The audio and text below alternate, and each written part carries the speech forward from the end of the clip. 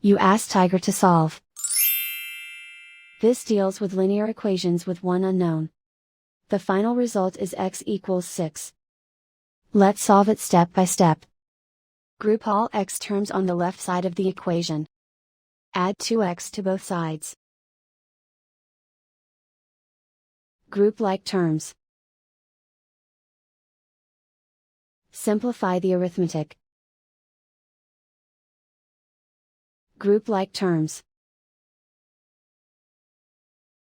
Simplify the arithmetic. Group all constants on the right side of the equation. Subtract 3 from both sides. Simplify the arithmetic.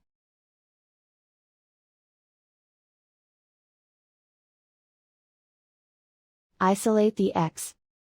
Divide both sides by 5.